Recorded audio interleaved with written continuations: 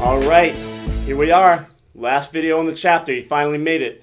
I want to start out by, first of all, saying congratulations, great job. You made it all the way through. But I will say this.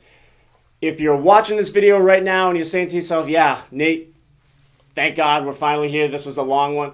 All right, and for some reason you have not downloaded eApp, downloaded and installed Zoom, downloaded all the files that you need for the presentation. If those aren't in a folder on your desktop and you haven't made a recording folder on your desktop to follow up with all this stuff, if you haven't done that, you're wrong. So pause this video right now, go back and do that, and then come back and watch the rest of this. All right, for all of you that have, great job. Now you went through all that work to set it up. Don't just leave it. By the end of this chapter, here's the things that we want to make sure that you're competent and you know how to do. So you should be competent with how to set up eApp and use Zoom concurrently with your script as a guide. Your script should be memorized, but having that as a guide somewhere where you can reference it. You should know how to navigate through the no-cost benefits, what they are, what they do, how they work, how to explain this to a client with a relative level of understanding. You should know how to use the presentation introductions in the script and the fact that we use different presentation intros based on a lead type. You should have a good working knowledge of that.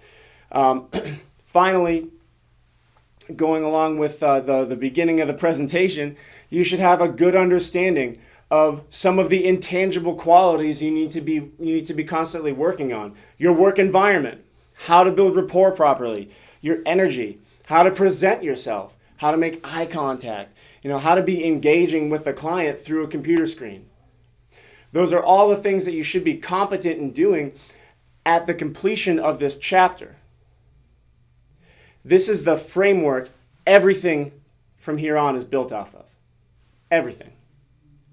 At this point, you should have only gotten to about halfway through eApp. We haven't even gotten into the needs analysis survey yet. We haven't even gotten into how to collect referrals yet, but you should know exactly how to bring up that referral box and how to and how to get there, so when we teach you how to enter information in it, you're not struggling and trying to remember where it is. So all of that stuff, if you don't have that down cold, you need to practice it. So at the conclusion of this chapter, you need to do two things. Number one, I want you to reach out to Matt, the classroom trainer. Reach out to him. Here's his number again. It's also at the top of the chapter.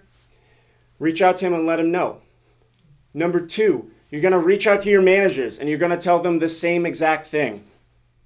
And let them know you completed chapter 3 and you're moving into chapter 4, which is all about referrals. And I promise you, gang, referrals are the most important thing that you will do.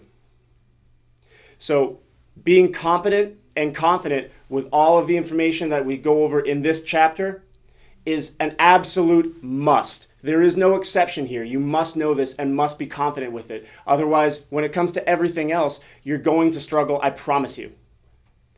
So if you haven't role-played this, schedule a time. That's the very first thing I want you to do when you talk to your managers, is make sure that you're scheduling time for role plays to actually get through some of this information and and get it down cold. All right? Aside from that, good luck, keep it going.